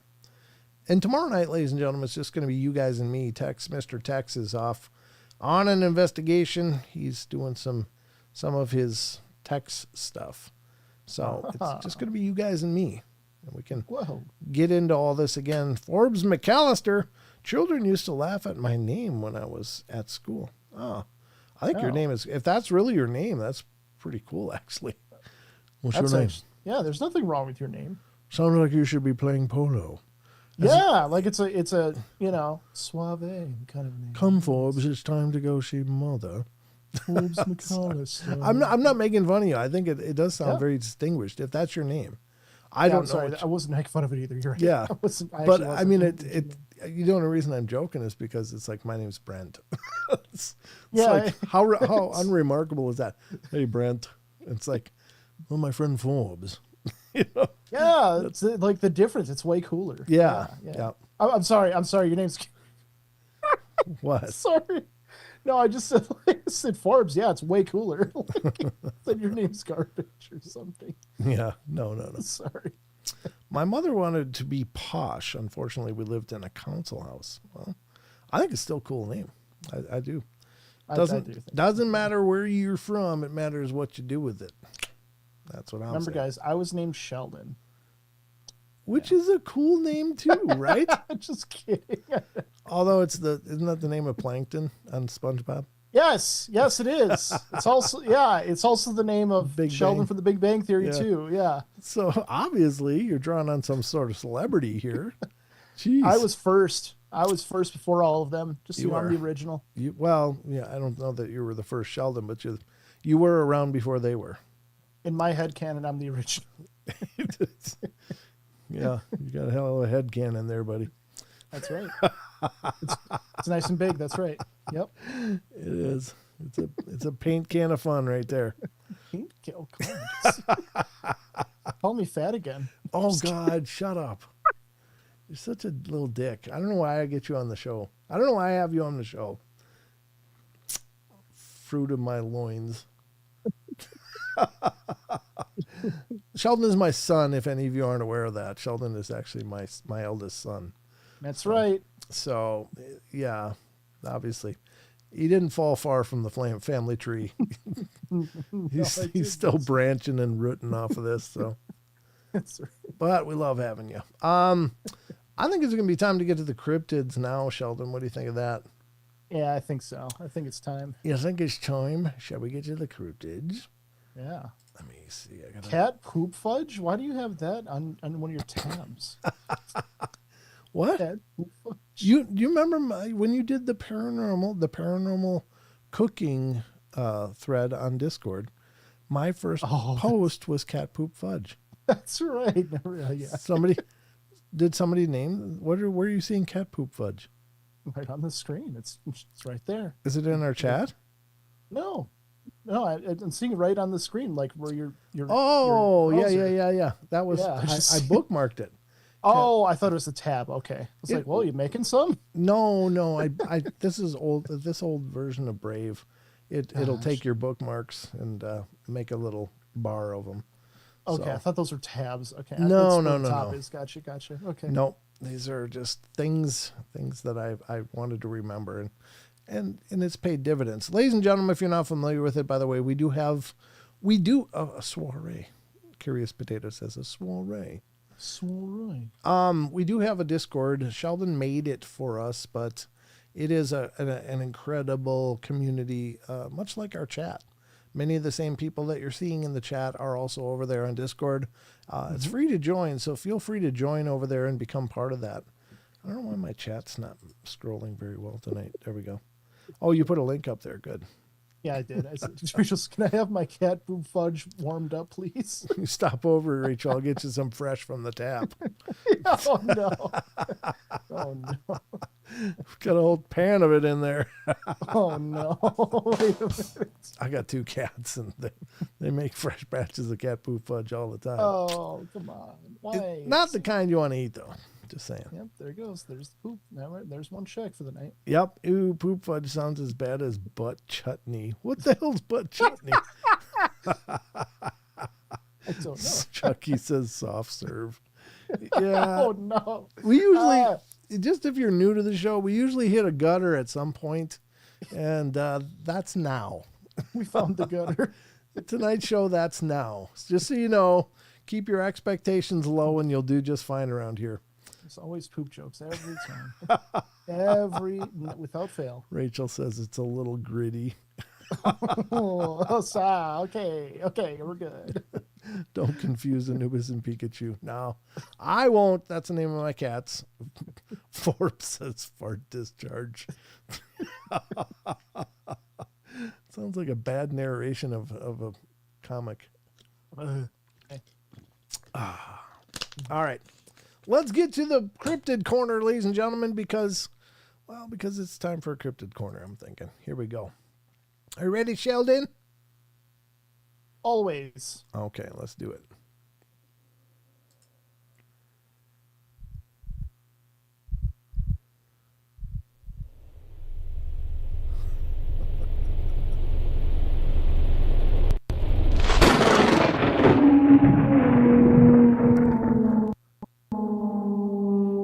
Yeah, listen to that lag factory cook. Oh, dear God. Dear God, ladies and gentlemen. Well, we're going to start out the cryptid corner right here. It's SasquatchChronicles.com. This is Mr. Wes Germer's site. I think most of you are probably well aware of Sasquatch Chronicles.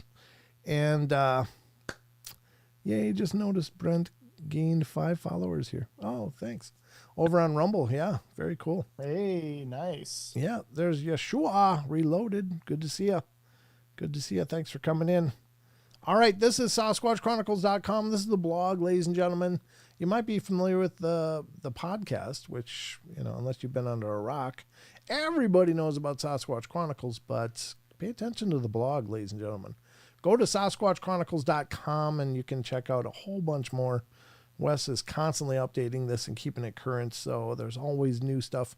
I'm particularly fond of the listener emails that he posts over there. Those to me are really incredible. Some of them don't get made into episodes just because of the volume of those that Wes receives, but these are still really incredible encounters that people have had, and so let's dive into a few of these. I've got a few pulled up, so let's dig into it. Oh, Linda says, I wonder how the lunar eclipse affects Sasquatch. I'm not sure. Sadly enough, I didn't see it last night. There was? Oh. Yeah, last night was the lunar eclipse, but it was really cloudy here. Oh. But I did talk to, I was in the Minions open house conference thing was today, and I talked to one of his teachers, and he said, "Did you see the eclipse?" And I was like, "Well, no. I looked outside. It had been raining and doing all kinds of, pissy weather. So it's like, I'm not going to be able to see that tonight, which up here is not uncommon. I mean, the spring and fall are just all clouds. But he said, I was working in my shop and I went outside, and just then the clouds opened up and there it was, this big red moon. So Wow. I guess it was really stunning, but I didn't get a chance to see it. However, I don't know that you have to observe it, and I don't know what the significance of it is. Is there some spiritual significance with lunar eclipses? I don't know what they are. Those kind of signs and symbols, I don't really understand real well. I know that pretty much everything has a spiritual significance, if you look hard enough, but I don't know what they are. I don't know.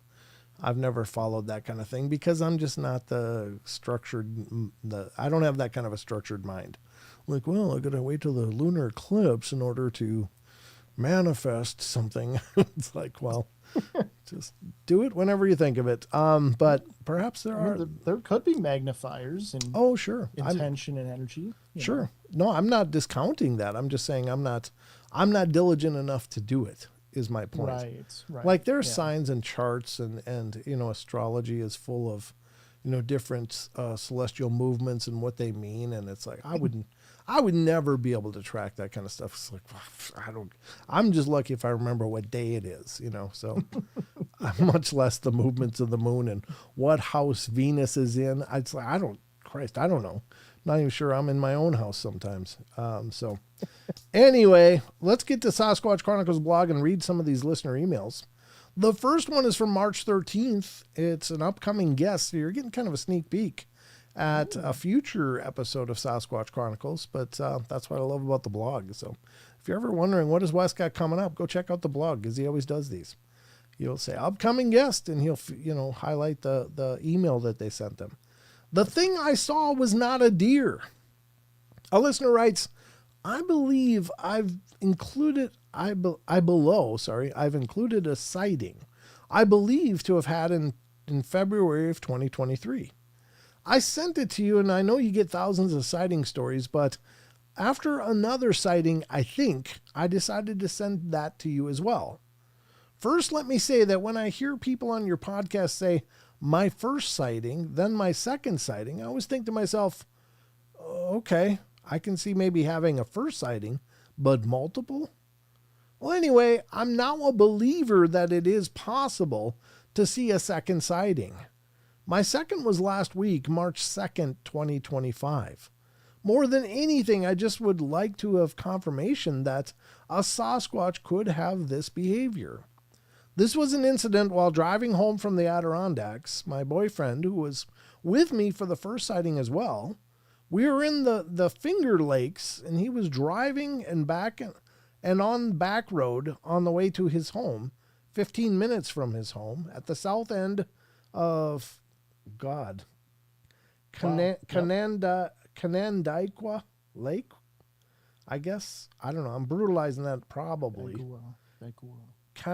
Canandaigua. Okay, that's what we're going with. Lake. Yep. I'm not exactly sure which road, but the sign I saw right after the sighting was the town of Gotham, Yates County. And it was all cut cornfields, so very illuminated in a yellow color as to the cut corn stalks. It was very open area of many fields, not close to a barn, just wide open. It was 20 degrees out and a clear day.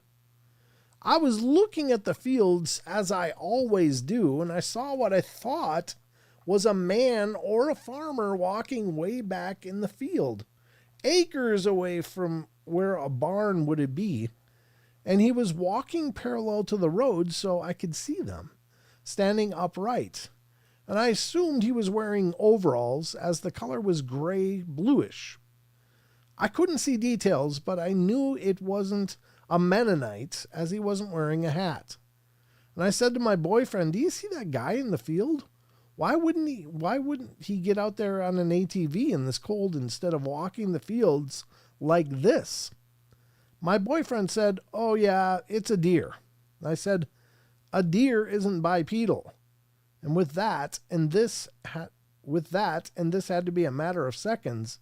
As we were driving, this guy or creature looked as though they turned towards the road, crossed their feet, and just sat down slowly. Then the strangest thing was he slowly and fluidly laid down on its side with the head down too, like it knew we were watching.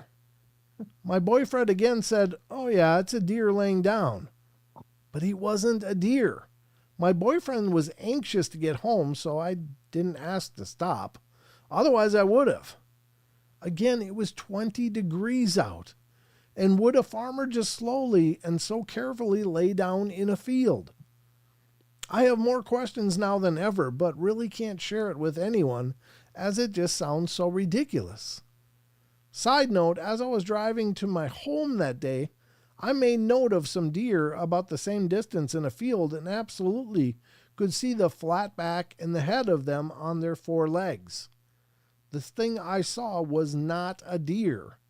If you can shed a little light on whether this is Sasquatch behavior, please let me know. There's a couple of discussion points in this that I think are significant. And it was something that I had to really come to terms with as well. Not only as a host and talking to people with experiences, but as an experiencer myself. And one commonality that I noticed from my own experiences as well as people I would talk to is if you have one experience, let's say you saw a ghost or had a ghostly haunting experience, those people seem way, way, way more likely to either have more ghostly experiences or see a UFO or some kind of cryptid. There's something that happens where I don't know if it opens up some kind of awareness in us. That initial experience doesn't like crack the logic seal of our brains or whatever. And suddenly we become much more open to experiencing more things. Yeah. And it is a commonality, and why it happens, I don't know, but I think that there is something that is fundamentally changed in an experiencer. Like something is changed, something shifts. Maybe it's a more of a heightened awareness of these other more subtle energies than people without experiences. You know, like maybe they're able to perceive more because something unlocked in their brain, in their physiology, in their genetics or something upon seeing something that was quote unquote impossible. They are much more likely to experience more impossible things. The whole laying down and hiding things, it does sound very Bigfooty. It doesn't make sense that it would be just some farmer out in 20-degree weather. Oh, there's people driving. They're looking at me. Screw it. I'm going to lay down here. I don't understand why anybody would just lay down. They just continue walking on their path. Hiding is certainly something that is very Bigfoot's, synonymous with Bigfoot. Anyway, night for now, John T. John T, you leaving, buddy? If you are, take care. Thank you. Chucky says, Paranormal Portal. There's a new study that shows that people that experience the paranormal, they have a denser neural pathway in certain sections of the brain. Interesting. Okay. Well, that would reinforce my idea that something physiological or perception-wise has changed for those people that experience things. Yeah. I mean, that's cool, Chucky. Thank you. Pharmacy Seeds Network's up in here. Good to see you, Farm. Haven't seen you for a while. He says I lay down in cold weather all the time. Yeah, but you're not really that normal. Farms has been with me for ages. He's been gone for a long time now, though. It seems to be rekindling night here on the portal, so I'm glad to see all these familiar faces from a long time ago. I know. It's great to see people coming back. It's a full moon tonight. Hey. Is it? Oh, okay. I think Chucky or someone said earlier that tonight is the full moon. Very cool. Very cool. Well, thank you for the news, Chucky. I appreciate that about the new study. That is something I'm not familiar with, but definitely drives home my theory that, something has fundamentally changed. Because I was kind of like this author. It's like, well, I've seen one thing, but I'll probably never see anything else until I saw something else. It was like, wait. And then I saw other things and other things and other things. It's like, and then I experienced things over and over and over. And it's like, wait, what the hell? What changed? What changed for me? But Yeah. that's it then. Okay. More denser pathways. Yes. The guys at Pretty Skinwalker crazy. have come to that conclusion, Brent. Oh, very cool. Okay. That's wonderful, Chucky. That's really Wow. wonderful. All right. Well, there you go. That's the first article in the Cryptid Corner. Let's get to another one from Sasquatch Chronicles here. And this is from March 6th, another upcoming show, another sneak peek, folks. Unless this one's live now. It might be live now. It shook me to my core. A listener writes, I'm an Army veteran, a husband, father, and a great admirer of the outdoors. I've always loved hunting and fishing since I was a young kid going with my dad. And I always had an interest in supernatural things my entire young life and have had a lot of different experiences growing up that showed me things aren't so cut and dry in the world that we inhabit. That being said, I was never really a believer in the phenomenon known as Bigfoot or Sasquatch growing up. I thought it was an interesting thing to read about and completely put it in the category of things that just could never exist in the real world. I thought that things like this were just stories that people made up and passed down to scare kids and keep them from wandering too far from home, or to just keep them inside when the streetlights would come on. I spent a lot of time in the woods growing up, building teepees out of sticks, pretending to survive eating wild onions and taking my BB gun out and making the local bird and squirrel population fear for their lives with friends. For as much time as we spent in the woods as kids, we never had any experiences that would have led me to believe there was such a thing like Bigfoot in the world. In high school, a couple of friends and I liked to go coyote hunting at night in the mountains above my friend's home. We'd gone multiple times and really never had much action. We would usually just go up for the thrill of going, if I'm going to be honest. There was something exciting about being so deep in the woods at night, with only a flashlight and a gun. On one occasion, 3 of us decided to try out a different location, a little bit further up in the mountain on a trail that we never really went up to hunt before. And some guys that leased land off of my friend's grandfather had an impromptu blind built out of old fallen timber, and we thought it would be a perfect spot to drive his 4x4 mule just to sit and do some predator calls to see what we could do. We drove up the trail and parked about 30 yards from the blind and got all of our things situated. We maneuvered to the blind quietly and squeezed into the makeshift structure. We decided that one person would face down the mountain and sit to his left side of the blind. The middle person would rotate between up the mountain and down, and the person by the entrance, which was me, would face up and down to his left side of the blind. And it was a pretty steep and rocky-ish area where we were located, not so steep that you were looking straight up the mountain. It was almost perfect visibility that night. The moon was shining fairly brightly, enough that after your eyes adjusted, you could see relatively well. We were waiting about 25 minutes after settling in to start using a distressed rabbit call, and called on and off for about 5 minutes or so, and we waited another 40 minutes in complete silence before my friend in the middle tapped me on the shoulder and whispered, "Hey, I see something." He pointed, and I followed his finger up to a large tree with some vines hanging from it. It took me a second to make out anything strange. He wouldn't be seeing. Strange he would be seeing. But just when I was going to ask him what he saw, I could see a large silhouette standing just off to the left of the large tree, approximately 50 to 60 yards away from where we were standing. I stared at it for what seemed like forever, but it couldn't have been more than 15 seconds. I couldn't believe what I was looking at. I turned to tap my friend, watching down the mountain on the shoulder, to get him to look and see if I was seeing things. I told him, "Hey dude, I see something by this tree up there. Take a look and tell me if you see it too." Well, by the time we all turned back to the tree, there was nothing there. We never even heard a sound. How could something that large not make a single sound? I was filled with this overwhelming feeling of dread at this moment and could just feel that something was off. I explained that I saw something standing by the tree that I didn't know what it was. And we all became very uncomfortable for about 10 to 15 minutes more before we decided to leave that spot and retreat back down the mountain. Well, on the way down, my first friend that tapped me on the shoulder asked exactly what I thought I saw, and he couldn't quite make out what he was seeing, but he felt that something was there.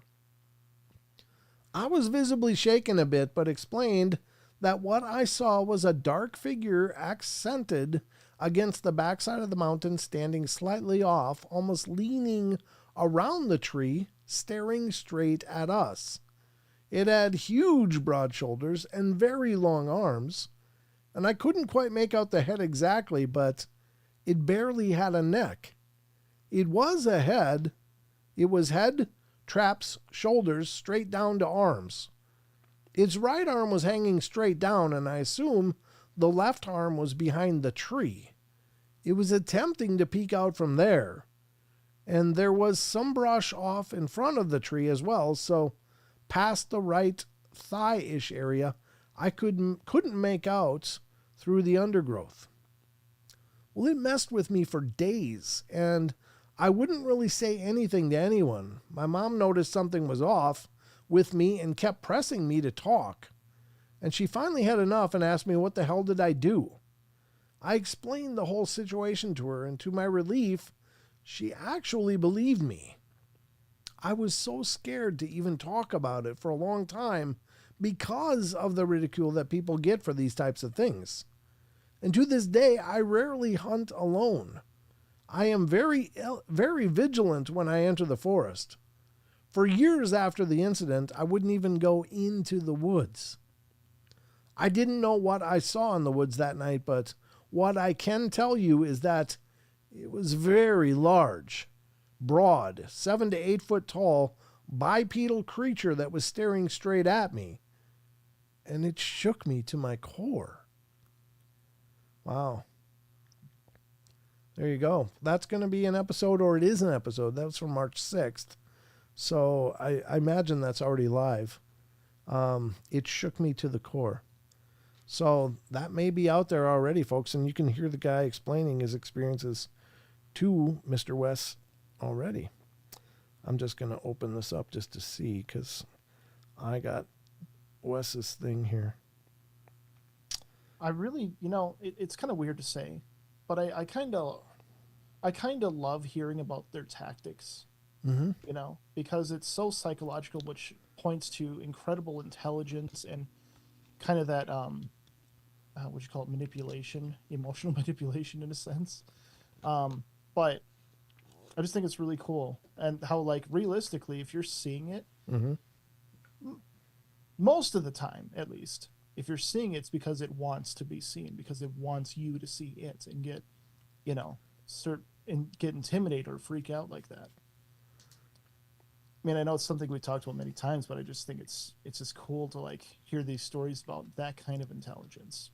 Well, the thing that's so valuable, and a lot of people negate or dismiss these firsthand encounters, these claims that people experience, but the one thing is that there's so many of them. So many people are experiencing this.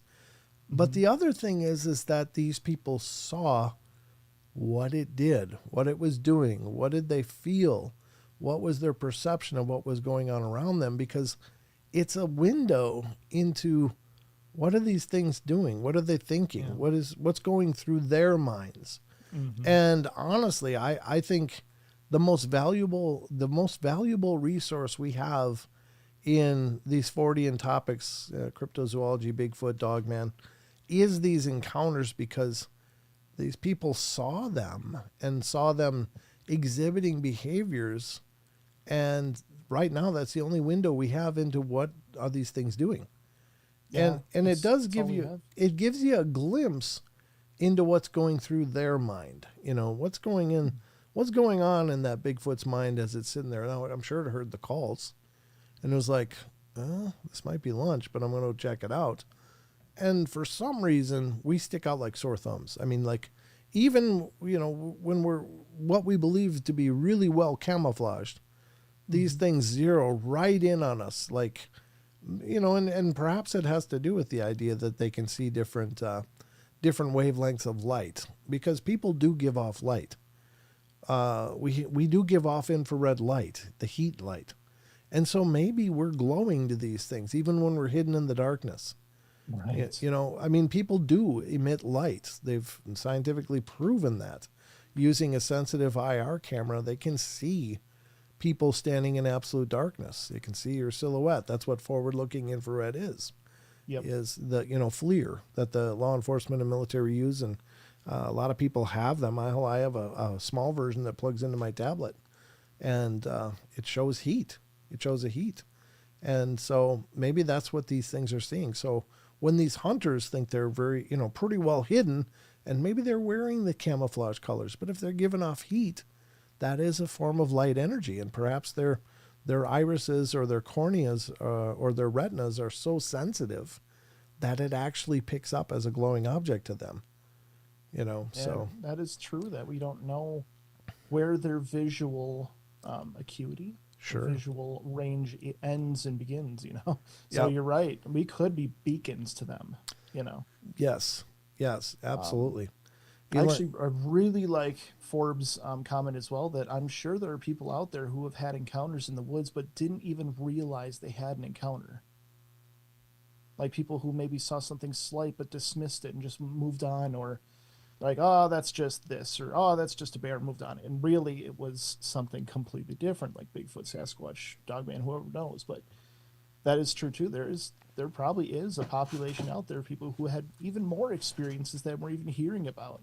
And on top of that, people who had experiences, but they just haven't talked about it yet. Yeah, exactly. Yeah. Did you need that? Yeah, I know. Take that. Is that enough? Oang. Yeah? Is that enough? Oh, okay. I had to empty my wallet quick. They're walking to the store. He got robbed. I got a text message from Minion. We're going to go to the store. We need money. Nice. It's raining. I made it rain. It's more of a sprinkle. More of a sprinkle. But anyway, you got to do what you got to do. Riley Ron Ivory Forrest says, what's your thoughts on Bigfoot talking telepathically? Is it possible? If yes, how can we be sure it's a Bigfoot, not some other entity disguising as a Bigfoot?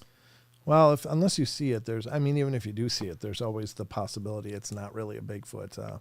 You know, there's certainly spirits seem to be very telepathically aware, you know, and that's always a consideration, that maybe it looks like you're seeing a Bigfoot, but you're not. You might be seeing something else. Well, I don't know how to guide you on that one, but yeah, it makes perfect sense to me that even animals like your dogs or your cats are exhibiting some form of telepathy, I believe. I've noticed that too. I'm so sorry to cut you. I'm sorry. No, go ahead. You've got dogs. One thing I've noticed about my dogs is that, you know, one thing about Nova, especially my German Shepherd, is that she's so sensitive. She's so sensitive. If I like, shoots, or you know, the swear word, she like just walks away, and it's like, oh no, I'm sorry. Okay, no, come back. But like, I've learned to like not verbalize it at all around, like if she's laying in my room or whatever. But like, even when I'm just like sitting here, like just angry at something, I don't know, like it's something small, nothing crazy. But even me just being angry sitting here, all of a sudden she starts walking away. And it's like, what do you mean? I haven't done anything. I haven't said it. But it's like I swear they can sense that like energy, that anger, you know, and they don't like being around that kind of thing. Yeah. One time, just an example. One time, I have a miniature golden doodle. I don't know if it's much doodle, but it's definitely miniature golden. And it's a very, very intelligent dog. But after we first got her, Mrs. Portal left a plate of food, accessible. And this dog had a history of like, oh, there's food, I'm going to eat it. And went and ate her entire plate of food in the moment it took her to like run, do something quick and come back, and her food was gone. And she was bad. She was like, oh, that's what I was going to eat, and she was upset. And the dog knew it, but the dog avoided her and came over to me. And I'm like, hey, don't talk to me. You got to go talk to her. You owe her an apology. And no kidding, if she didn't just go look at her and then walk over and put her head on the lap, like, geez, I'm really sorry. Oh. Couldn't help myself. But it was like she understood exactly what I said. And I was like, wow, that's really cool. But if you look at dog behaviorists like, like Caesar, he talks about how the dog is mirroring the emotional state of the person. And if they're not telepathic, they're at least empathetic, and they can mirror the emotion of the person around them if a person is uneasy or whatever. And maybe there's nonverbal cues to some degree, but not all of it. I don't buy that all of it is being that well processed by an animal. I do believe that, they're good at, reading energy as well. But my point being, so if your dog or your cat could be telepathic, picking up what you're saying, responding to your emotional state, and behaving in accordance to that, then if these things are smart as we believe they are, why couldn't they also be tuned in on that level? Many people have talked about the mind speak being a very real thing. I've not experienced it. I don't know. But the people that have say, look, when you get those messages, it's not from your head. Like it hits you like, oh my God, what is that? It's so foreign that these thoughts are being introduced into people's heads. Could it be something else? Maybe, but it could also be just that. Again, we don't know a whole lot. We don't know much of anything, honestly. But if we can extrapolate that these things live in the wilds, and we can look at other examples of wild animals that seem to cue in on people's emotional states. I've told the story. I'll tell it again tonight just because I think it's pretty profound. When I was younger, I had a BB gun, and I used to shoot things, and I'm not real proud of that, but I used to shoot things. This one time I was hiking on the hill behind my parents' house, and I found this area with a ton of chipmunks that lived in this burrow at the foot of a stump on this hillside, and it was all forest around me. So I sat close to that in good view of all the openings and stuff. And these things, I was just sitting there peaceful, and I watched these chipmunks go in and out, in and out, in and out, in and out. I'm like, okay, I'm going to get one. As soon as I raised my gun and just held it, not thinking maliciously, just thinking I was going to try to shoot one. And I held it and held it and held it. It was like 15 minutes and not a damn one came out. And I'm like, wow. So I cradled the gun again and just kind of sat there and watched. And as soon as I'd leveled up that gun, they started coming out again. And I was like, what? So I did it again. I started aiming. As soon as I aimed that gun at these little burrow holes, not a damn one came out. Now, how could they have known that? I mean, how could they have possibly known that? But they responded absolutely in kind to my intention, which was, I'm watching them. I wasn't emotional about it. I was like, I'm going to kill one. It was just like, I wonder if I can hit one. I wonder what that'll do, because I was a kid with a BB gun. But they would not come out once I leveled the gun at the burrow. But as soon as I cradled it, just put it on my lap and sat there watching. So, Yeshua says, I bet Sasquatch understands every language. Remember, language is a very physical representation of thought.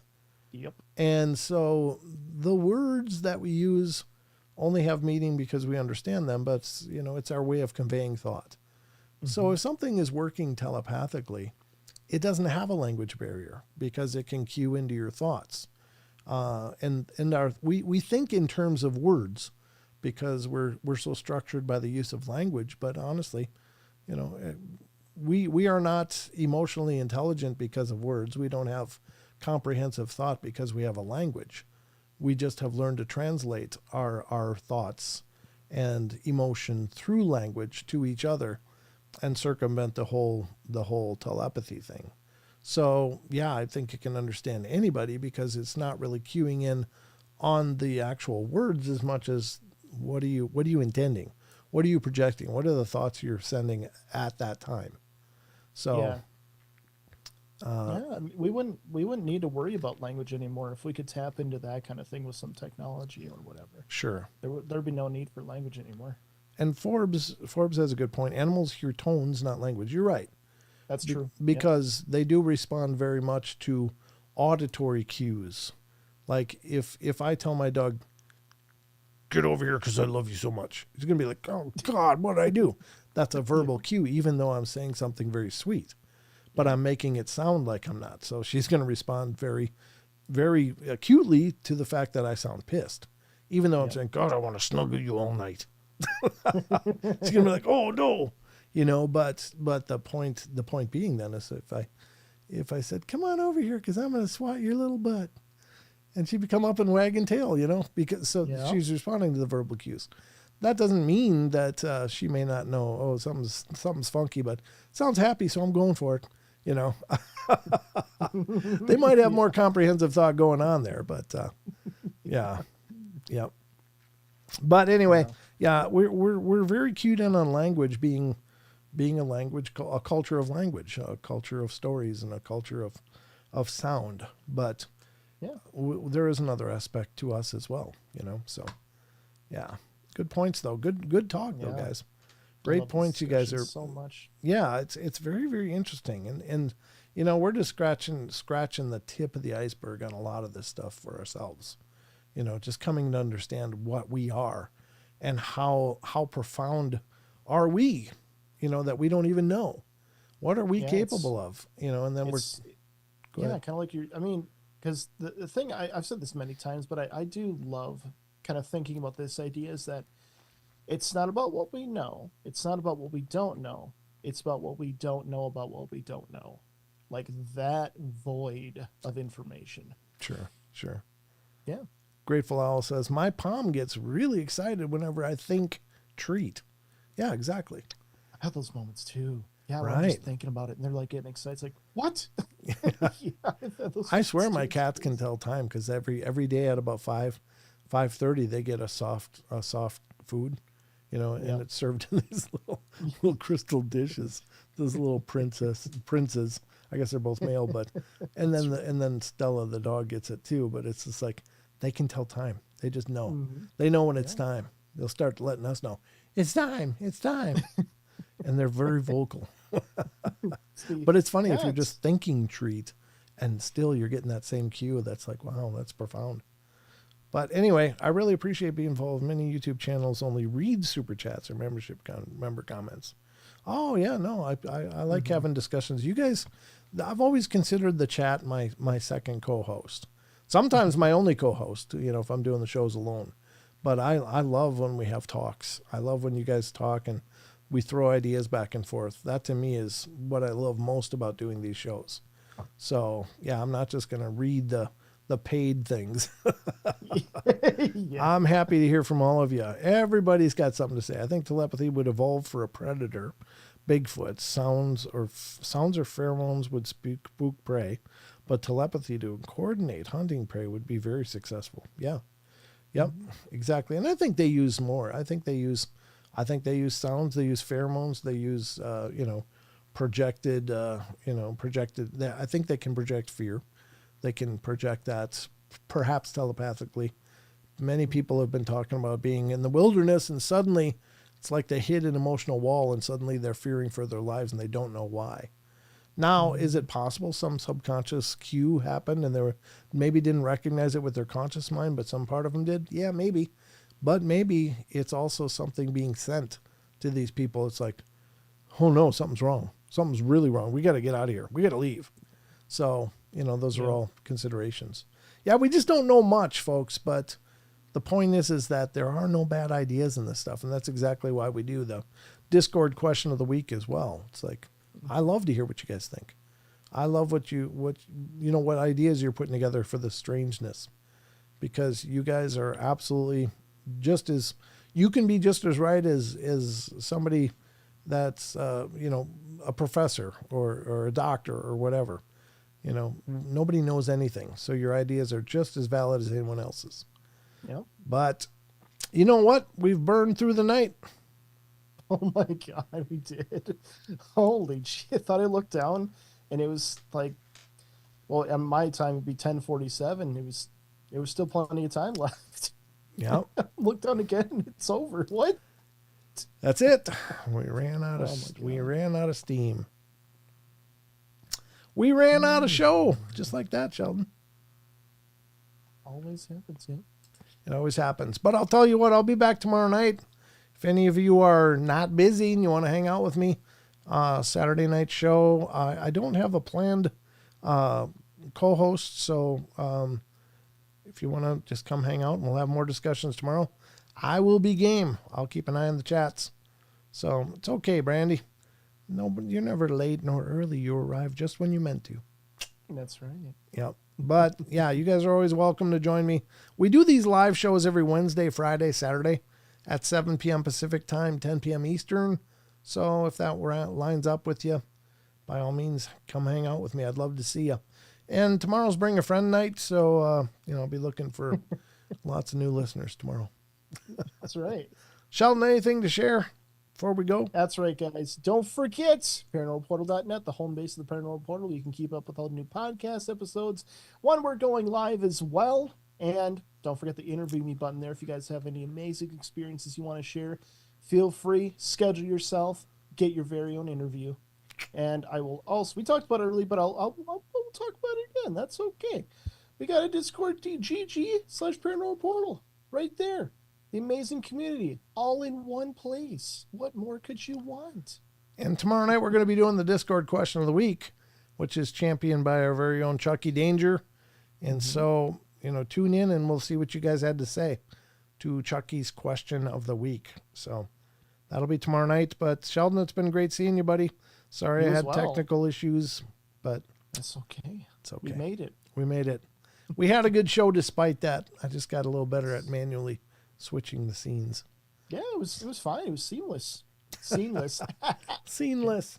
Yeah. All right. Well, that's it. That's it for tonight. And so just remember, we love you all. Be good, be kind, be nice, take care of each other, help each other out, find the magic in every day, and remember to laugh as much as you can. I see T-Bone's going over to Spaced Out Radio. So I guess Dave's going to be live maybe now. So if you're not busy, go check out Dave Scott on Spaced Out Radio. He's a good guy. I've not met him personally, but he does a good show. So go check him out. But that's going to wrap it up for us. So good night, everybody. We'll see you tomorrow night, 7 p.m. Don't be late. Bring a friend. Good night. Just saying. Yes. I got to do this manually. My buttons. Right. I hit the button. It didn't do anything. Oh, no. Oh, hey, Grandizer. Good to see you, buddy. We ran out of show. Ask me tomorrow. We'll talk about it tomorrow. Good night, everybody. Good night.